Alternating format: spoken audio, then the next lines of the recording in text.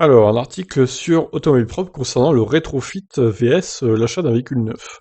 Le rétrofit est-il plus écolo que l'achat d'un véhicule électrique neuf du coup?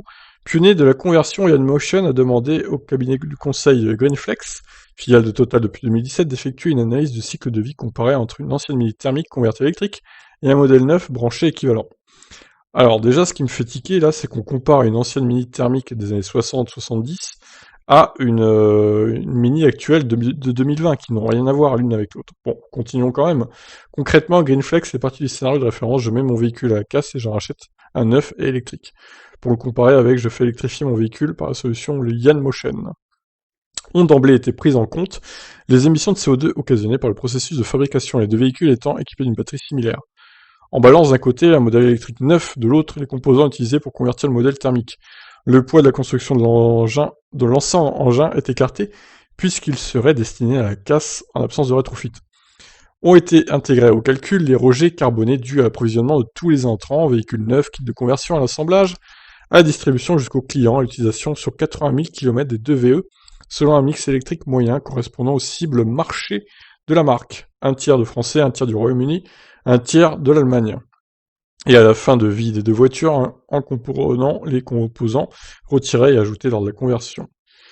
Selon les calculs réalisés par Greenflex, l'impact carbone est réduit de 38% en choisissant de convertir un véhicule thermique en fin de première vie par rapport à l'achat d'un modèle électrique neuf avec destruction de l'ancienne voiture. Ce sont ainsi 4 tonnes de CO2 qui seraient économisées grâce à l'opération de conversion.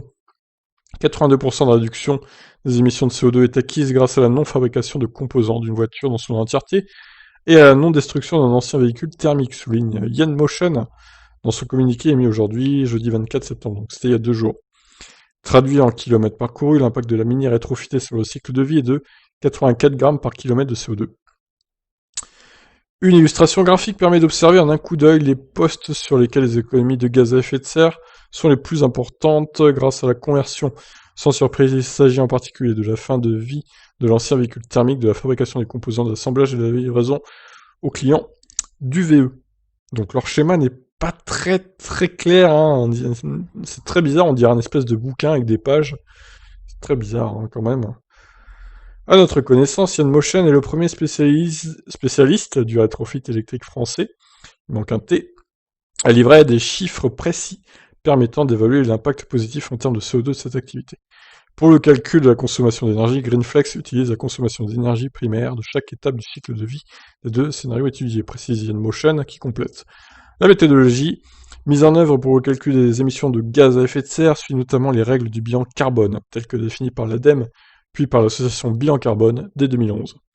Ce bilan comparatif gagnerait à être complété par les gains potentiels sur les habituels polluants. Un exercice cependant beaucoup plus complexe à réaliser. Fin de l'article.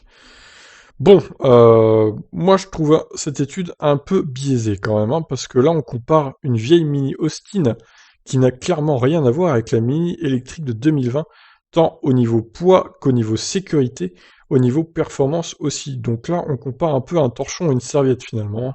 Pour moi, cette étude, elle a pour intérêt d'avantager le rétrofit, donc pour que les gens aillent chez Yann Motion faire rétrofiter leur voiture.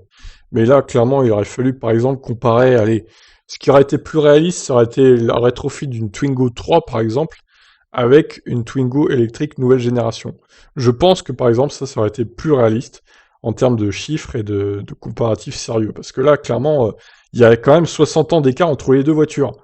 Pour moi, non, c'est pas comparable en fait. T'as un accident avec une Mini Austin des années 60, bah tu meurs. En fait, c'est un cercueil roulant cette voiture.